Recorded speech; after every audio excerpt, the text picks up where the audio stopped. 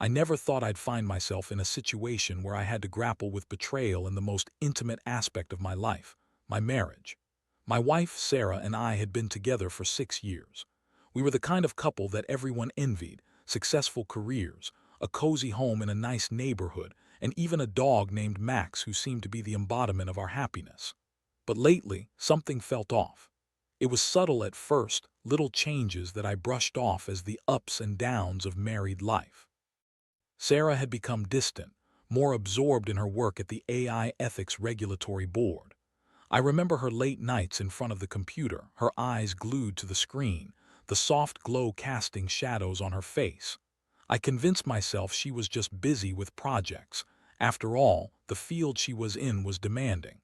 But then there were the unexplained absences, the sudden need to go out for meetings that would last for hours.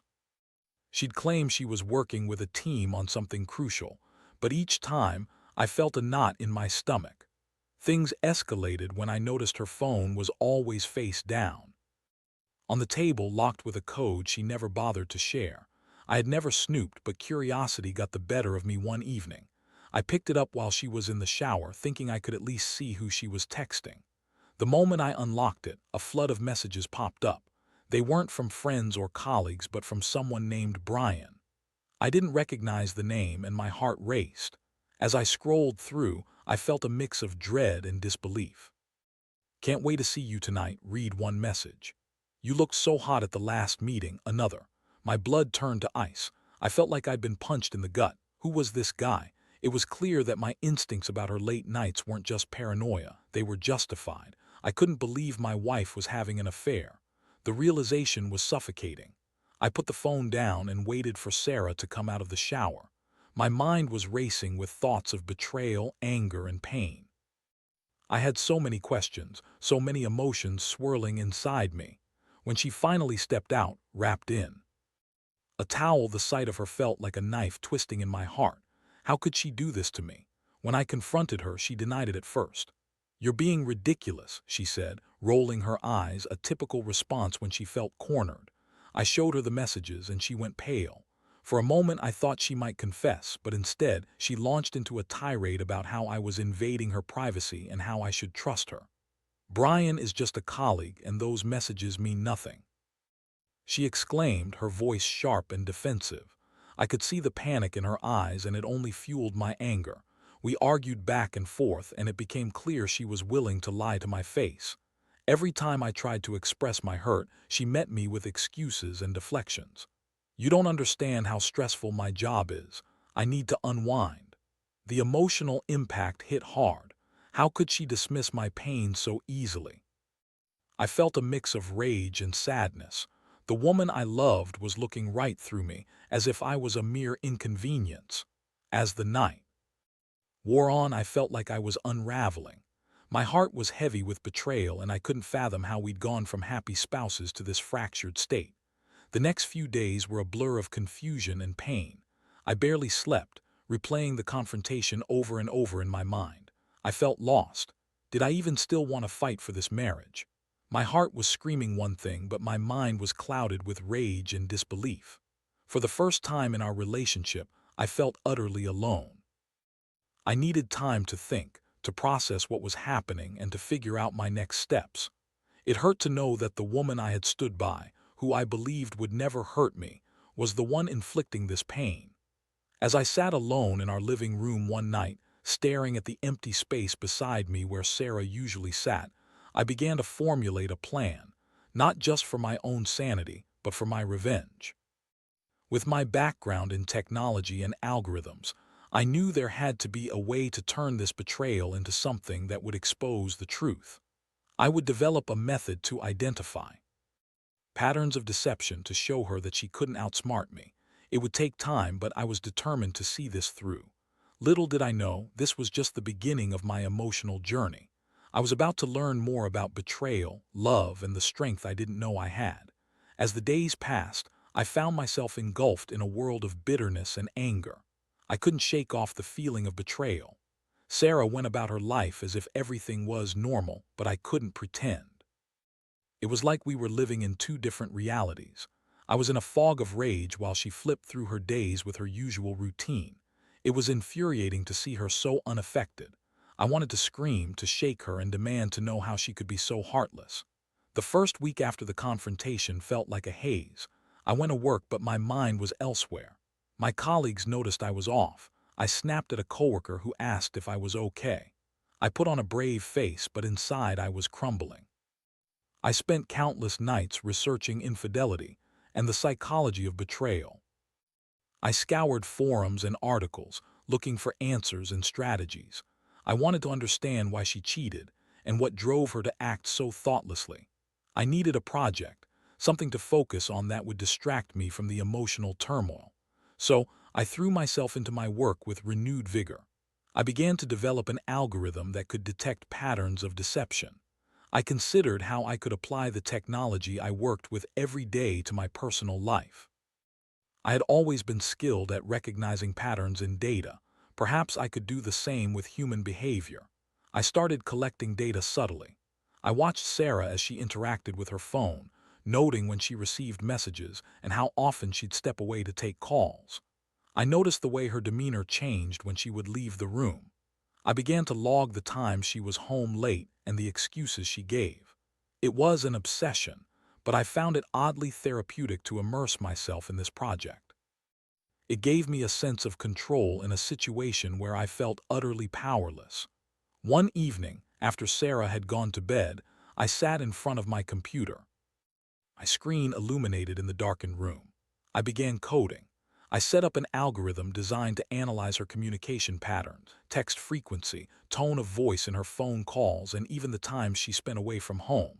I knew I had to be careful. If she ever discovered what I was doing, it would blow up in my face. Days turned into weeks, and my life revolved around this new project. I began to see the results. I mapped out a timeline of her communications, and the numbers didn't lie. There was a distinct pattern, one that indicated she was definitely seeing someone else. It was heartbreaking to see it laid out in front of me, but it also fueled my need for revenge. At work, I shared my findings with a couple of close colleagues, dropping hints about behavioral patterns and algorithms. They were fascinated, and I felt a sense of camaraderie as we discussed the implications of deception in our field. They had no idea I was applying this to my own life, and I felt a strange sense of pride in my work. Then, one day, I received a text from Sarah that sent me spiraling. "Hey, I'll be late tonight, meeting with Brian." Just like that, I had confirmation of the affair, right in front of me. My heart raced, and a wave of nausea washed over me. I felt like I had been stabbed in the gut all over again. It was almost comical how oblivious she was to my growing awareness. I decided it was time to execute my plan. It was time to show her that I wasn't going to stand by while she treated our marriage like a joke. I wanted her to feel the weight of her betrayal. I wanted her to know I wasn't the oblivious husband she thought I was. I spent the next few days fine-tuning my algorithms, generating reports that highlighted patterns in her behavior. I also knew that I had to confront her again, but this time it would be different. I wouldn't just be a hurt husband. I would be the one holding the evidence. I wanted to catch her in her lies, to expose her for what she truly was, a deceitful woman who thought she could have it all. The night of the confrontation arrived. I had everything prepared, my data, my evidence, and a heart full of betrayal. I felt a mix of dread and anticipation. When Sarah walked in that evening, a smile plastered on her face, I felt a flicker of something deep within me, a mix of sadness and relief that she was still blissfully ignorant of what was to come. I called her into the living room, taking a deep breath to steady myself. "We need to talk." The smile faded from her face as she sensed the seriousness of my tone. I was about to dismantle the facade she had built so effortlessly.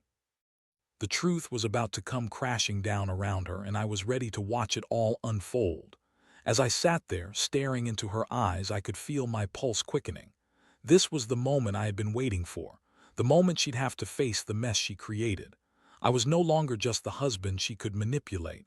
I was the man who would make her pay for her betrayal. "Sarah, we need to talk," I repeated, trying to keep my voice steady. Her expression shifted from confusion to concern, and I could feel the tension in the air thickening. She sensed that this wasn't just another casual conversation. I wasn't going to let this slide any longer. "What's wrong?" she asked, her voice laced with feigned innocence. I could see the gears turning in her mind, but I wasn't about to let her dodge this. I gestured for her to sit down, and as she did, I took a deep breath, steeling myself for what was to come. "I've been doing some digging," I began, my voice calm but firm. I pulled out my laptop, opened the file with all the data I had compiled, and slid it across the coffee table toward her. "I know about Brian." Her eyes widened, and for a split second I saw genuine fear flash across her face, but it was quickly replaced by that familiar defensive facade. "What are you talking about?" she shot back, crossing her arms. "You're being paranoid." "Paranoid, really?" I scoffed, my blood boiling. I pulled up the timeline I had created, detailing her late-night meetings and the number of messages exchanged with Brian, messages that were laced with intimacy and desire. "This isn't paranoia, Sarah. This is proof." I watched as she scanned the screen, her face paling with every line she read. "Where did you get this?" "You went through my phone," she asked, incredulous. "That's an invasion of my privacy." "Oh, please," I shot back, my anger bubbling over. "You think I care about your privacy after what you've done? You betrayed me, and now you want to play the victim." I could feel the adrenaline coursing through my veins, fueling the confrontation. I was no longer the passive husband. I was the one holding the cards. "Brian is just a colleague. You don't understand the pressure I'm under at work," she stammered, desperately trying to maintain her composure. Those messages meant nothing. I couldn't believe the audacity of her excuses. "Nothing, really? Then why do they sound so intimate? You can't even look me in the eye while you say this." I leaned closer, desperate to pierce through her lies. "You think I'm going to let you brush this off as nothing? I deserve more respect than that." The fight in her began to fade as the reality of the situation set in. "I didn't mean for it to happen," she finally admitted, her voice shaking. It happened. I felt so overwhelmed, and Brian was there for me." "Were you overwhelmed when you were texting him about how hot you thought he was? Were you overwhelmed when you were lying to me about your late nights?" My voice rose with each question. I couldn't hold back the torrent of feelings that had been building inside me. "You don't get to excuse this away, Sarah. You made a choice." "I thought we were happy," she said, defeated. Her eyes darted away from me, a sign that she was attempting to process the gravity of her actions. "I thought I could manage it all. I didn't want to hurt you." "Too late for that," I spat, my voice dripping with sarcasm. "You've hurt me more than you can imagine." I felt my chest tighten as I looked at her. The woman sitting before me, my wife, was a stranger. I could see the cracks in the facade she had built. I wanted to scream, to make her feel the pain she had inflicted upon me. But there was a part of me that still wanted to understand why. Why did she cheat? What had led her to this point? "You always put your work first," I said, softer now, trying to understand. "I supported you, believed in you, but this is where it got us." "I know," she whispered, tears brimming in her eyes. "I've messed up. I didn't think it would lead to this. I thought I could handle it." I knew I should feel pity for her, but all I felt was rage. "You're a liar," I said, my voice low, "and I deserve better than this." She reached out, attempting to touch my hand, but I pulled away. "Don't, just don't. You've lost that privilege." The silence that enveloped us was suffocating. It felt like a chasm had opened between us, one that couldn't be bridged with words. I wanted to scream, to throw things, to make her understand the pain she had caused. But instead I sat there, feeling more helpless than ever. After a long pause, I forced myself to speak again. "So what do we do now?" I asked, my voice barely a whisper. "How do we even begin to move forward?" "I don't know," she admitted, her voice breaking. "I love you, I really do. I made a terrible mistake. I'll do anything to fix this." "Anything?" I echoed, skepticism creeping into my voice. "What could you possibly do that would make this right? How do I know you won't just go back to him?" "I'll prove it to you," she said, desperation thick in her tone. "I'll cut him off. No more contact. I'll go to counseling. I'll do whatever it takes." It was almost laughable. I wanted to believe her, but I had been betrayed.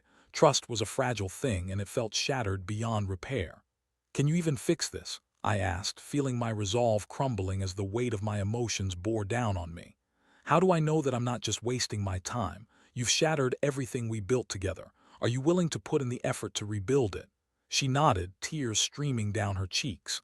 "I will. I promise, just give me a chance." As I stared at her, I felt the remnants of my love for her, battling against the anger still coursing through me. Part of me longed to forgive her, to hug her and tell her it would be okay. But the other part, the part that had been wronged, wanted her to feel the consequences of her actions. It was clear to me now that if I was going to move forward, I needed to take a step back and evaluate everything. I had to figure out what I wanted and what I could live with. I would have to decide if Sarah was truly worth salvaging, or if it was time to cut my losses and walk away from a marriage that had turned toxic. I knew I had to be strong, for both of us. The weight of the confrontation hung heavily in the air as I attempted to process everything that had just unfolded. I felt torn between the love I once had for Sarah and the overwhelming betrayal that had erupted in our once happy home. We sat in silence for what felt like an eternity, the tension palpable. I could see the tears streaming down her face, but I couldn't bring myself to comfort her. Not yet. "Look, Sarah," I finally said, trying to keep my tone even. "I need to think. I can't just forgive you and pretend everything is fine. This is a huge deal and I need time to figure out how I feel." "I understand," she replied, her voice trembling. "Take all the time you need. I just want you to know how sorry I am. I messed up and I regret it more than anything. You're my everything and I don't want to lose you." Her words struck a chord, but they felt hollow. How could I trust her again?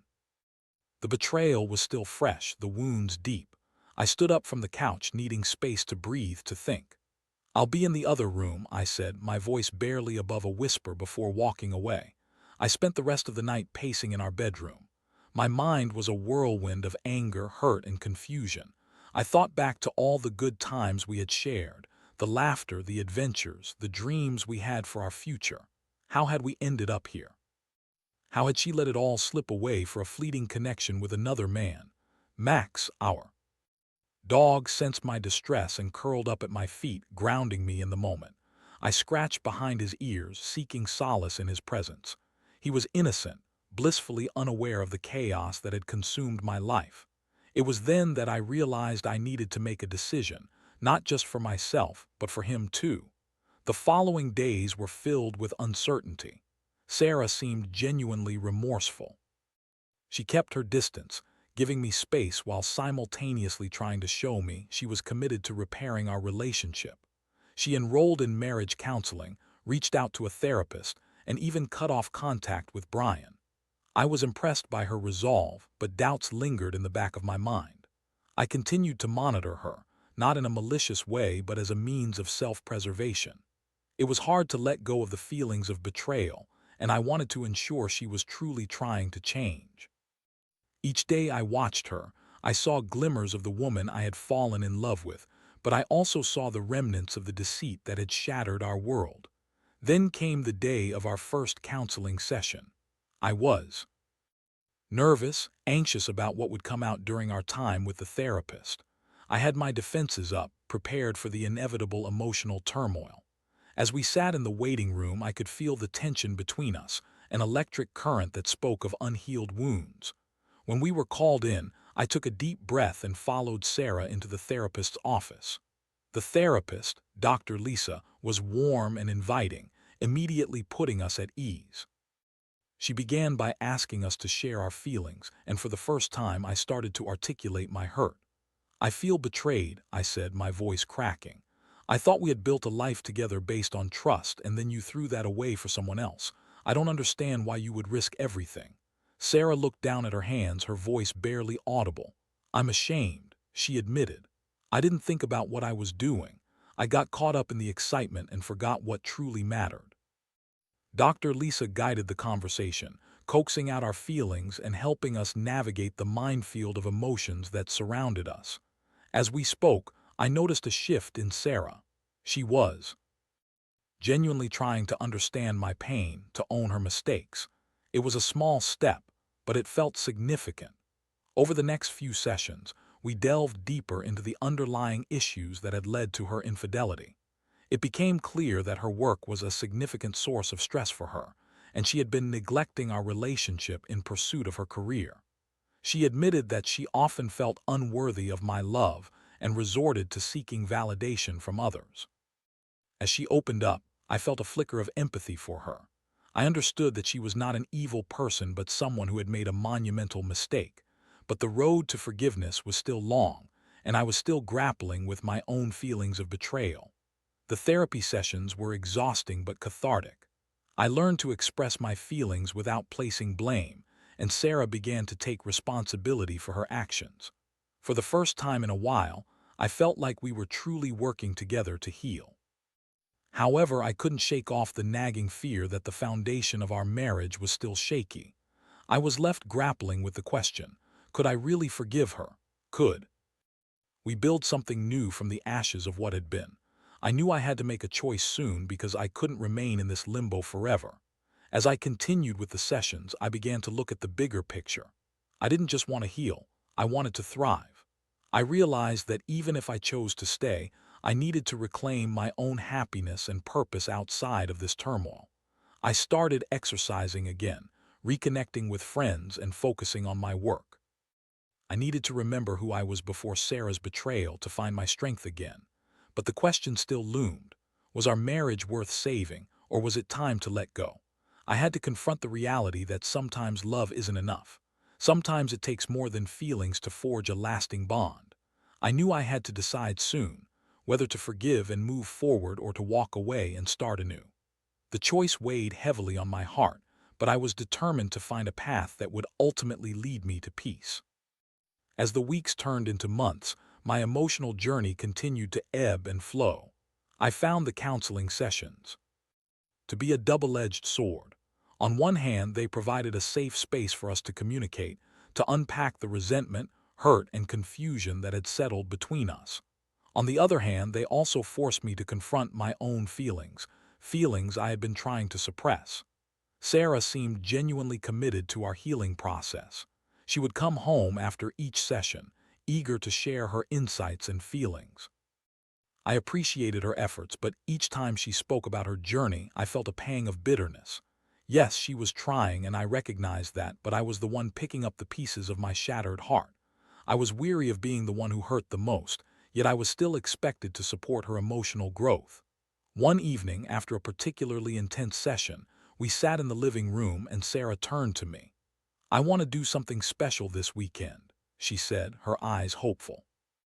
"I know we've been through a lot, but I want us to reconnect. Maybe a little escape, just the two of us." I hesitated. The thought of going somewhere new with her felt foreign. The idea of pretending everything was fine, even for a weekend, made my stomach churn. But I also recognized that avoiding intimacy wouldn't heal us. "Okay," I said finally, forcing a smile. "Let's do it." We decided to spend the weekend at a cabin in the mountains, a place we had visited often during happier times. As we drove up, I felt a mix of nostalgia and dread. The scenery was beautiful, with the trees lining the winding road and the crisp air filling our lungs, but the weight of our past loomed over us like a dark cloud. Once we arrived, I tried to immerse myself in the setting. We unpacked, lit a fire, and settled onto the couch, but the silence between us was thick. I could hear the crackling of the wood in the fireplace and the distant sound of birds outside, but inside I felt constricted. "Do you remember the last time we were here?" Sarah asked, breaking the silence. I nodded, forcing a smile. "Yeah, it was that summer when we hiked every day and went swimming in the lake. We were so carefree." A wistful look crossed her face. "I miss that feeling," she said softly, her voice almost a whisper. "I miss us." I wanted to believe her, to buy into the illusion that we could return to that carefree couple we once were, but the weight of her betrayal held me back. "Do you think we can ever get back to that?" I asked, my voice tinged with skepticism. "I hope so," she replied, her eyes glistening. "I want to work on this. I want to be better for you. I want to be the wife you deserve." As the night wore on, we talked and shared stories, but the conversation often circled back to her infidelity. It was exhausting. The more we discussed it, the more the pain resurfaced. I found it hard to separate the woman I loved from the one who had betrayed my trust. I needed a distraction, so I suggested a hike the next day. "Let's find that trail we used to love," I said, trying to inject some enthusiasm into our weekend. The morning was crisp, with the sun shining brightly through the trees. As we walked, I felt a sense of normalcy returning, but it was fleeting. The trail brought back memories, happy ones, but they were tinged with sadness. I longed for the joy we once felt, but I also couldn't shake the reality of our current situation. Halfway up the trail, we stopped to catch our breath. I looked out over the valley, the view breathtaking. "This place is beautiful," I said, trying to project positivity. "Yes, it is," Sarah replied, coming up beside me, "just like I remember it from before." Her words struck a nerve. "But it's not the same, is it?"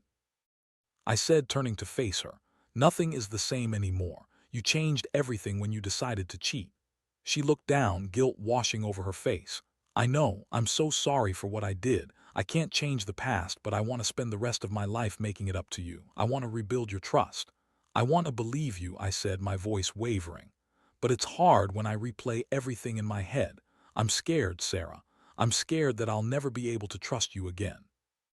"I understand," she said earnestly, "but I need you to know that I'm committed to changing. I'm already working on myself, and I'll do whatever it takes to show you how much you mean to me."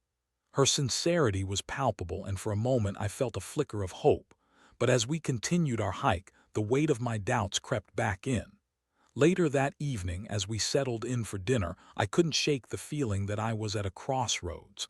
I had to decide, was this worth saving? Could we truly rebuild what had been lost, or was I simply forcing myself to cling to an illusion? I decided to share my feelings with her, despite the risk of opening old wounds. "I need to know if we can really work through this," I said, looking her in the eye. "Is this just a temporary fix for you, or do you genuinely want to repair our relationship?" "I want to fix us," she replied, her voice steady. I didn't realize how much I was neglecting our relationship until it was almost too late. "I've seen what I could lose, and I'm willing to fight for us." I could see the determination in her eyes, but I also saw fear, the fear of losing me for good. "It's going to take time, Sarah. I can't just flip a switch and be okay overnight." "I know," she said softly, reaching for my hand, "but I'm willing to wait. I'll do whatever it takes." As I looked at her, I felt an overwhelming mix of emotions. I wanted to believe her. I wanted to feel that trust again.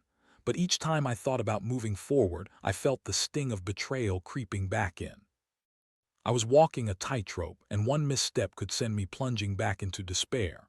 The evening ended in silence, both of us lost in our thoughts. As I lay in bed that night, I stared at the ceiling, wrestling with my feelings. I realized that I was faced with a choice. I could either embrace the possibility of healing or allow the pain of betrayal to consume me. It was time to take a step back and reflect on what I truly wanted. I couldn't navigate this path alone. I needed to dig deep and confront the truth about our relationship, what it meant to me, what I wanted from it, and whether Sarah could truly become the partner I needed her to be. The decision I was about to make would shape our futures, and I was determined to choose wisely. I finally fell asleep, knowing that the next few days would be pivotal in determining the course of our lives. The next few days were a whirlwind of emotions as I continued to reflect on my feelings and the state of our relationship. I felt torn between the desire to forgive Sarah and the nagging fear that I was setting myself up for more heartbreak. I realized I had a choice to make, one that would determine not only the future of our marriage, but also my own emotional well-being.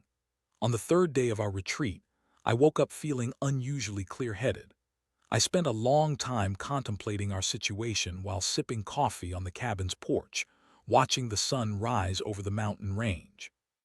The crisp air filled my lungs, and I felt a sense of calm wash over me. I needed to have a heart-to-heart with Sarah, to lay everything on the table without any pretense. When Sarah emerged, her hair tousled, and eyes still sleepy, I smiled at her. "Can we talk?" I asked, feeling a sense of determination. She nodded, and we settled back on the porch, the sun warming our skin. "I've been thinking about us," I began, my heart racing slightly. "About what happened and about where we go from here. I don't want to sugarcoat anything anymore." "Okay," she said, her expression serious. "I'm ready to hear it. First, I want you to know that I'm still hurt. I don't think that will just go away overnight. Trust isn't easily rebuilt, and right now I feel like we're standing on shaky ground." I paused, searching her face for understanding. "But I also see that you're trying. You've taken steps to make things right, and I appreciate that." Her eyes softened. "I know I made a terrible mistake, and I'm committed to showing you that I can be better. I won't give up on us." I took a deep breath, gathering my thoughts. "I need to know that this isn't just a temporary thing for you, that you truly want to invest in our relationship and not just alleviate your guilt." "I want to invest in us," she replied earnestly. "I want to be a better partner. I know I've fallen short, but I want to make it up to you every day going forward." "Good," I said, feeling a flicker of hope. "I need to see actions, not just hear words. I want you to be open and honest with me about your feelings moving forward, even if it's uncomfortable. I can't do this alone." She nodded, her expression resolute. "I promise I will. I'll be transparent with you about everything. I want you to feel secure in our relationship again. Let's take it slow," I suggested. "There's no rush to fix everything at once. Let's focus on rebuilding the foundation and see where it leads us." "I agree," she said softly, reaching for my hand. "I'll do whatever it takes, I promise." We spent the rest of the day hiking, talking, and rediscovering the beauty of our surroundings. It felt refreshing to communicate openly without the heavy burden of deception hanging over us. We reminisced about our past adventures, laughed at inside jokes, and shared stories of our dreams. For the future, that evening as we sat by the fire under a blanket of stars, I felt an overwhelming sense of peace. Perhaps we could rebuild this after all. There was still love between us, it just needed to be nurtured and protected. "Do you remember our vows?" I asked, breaking the comfortable silence. "In sickness and in health, for better or for worse." She smiled tearfully, nodding. "I do. I meant every word." "Then I want to try to honor those vows," I said, my voice steady. "But I need you to honor yours too. We have to work together, support each other, and be open about our feelings every single day." "I promise," she said, her eyes glistening with sincerity. "I'll be the partner you deserve. I won't let you down again." As the fire crackled and the night deepened, I knew we had a long road ahead of us. There would be tough days filled with reminders of betrayal and moments of doubt. But for the first time in a long while, I felt hopeful.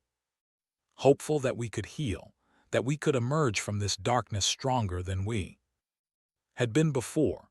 When we returned home, we fell into a routine of open communication. I took the time to focus on my own interests and relationships outside of our marriage. I reconnected with friends, picked up hobbies I had neglected, and began exercising regularly again. This self-care helped me regain confidence, and I slowly began to feel more like myself. Sarah showed me her commitment through small daily actions. She was more present, made an effort to engage with me, and expressed gratitude for the things I did. We continued therapy together, and while the sessions were challenging, they forced us to confront our past and build a foundation for the future. Over time, the wounds of infidelity began to heal, and the love I had once felt started to bloom again. It wasn't easy, and I didn't expect it to be, but the journey of rebuilding our relationship led to a deeper understanding between us. Eventually, I learned to trust her again, not completely, but enough to feel secure in our relationship. As we moved forward, I realized that love can endure even the most painful betrayals, but it requires effort, honesty, and vulnerability from both partners. In navigating our way through the aftermath of infidelity, I discovered the importance of communication, the power of forgiveness, and the strength of love. I learned that sometimes, the deepest scars can become the catalyst for growth, leading us to a new chapter in our lives. As I reflect on this experience, I'd encourage anyone facing similar challenges to take the time to understand their feelings, communicate openly, and prioritize their own well-being. Healing takes time, but with commitment and effort from both partners, it is possible to emerge stronger than before.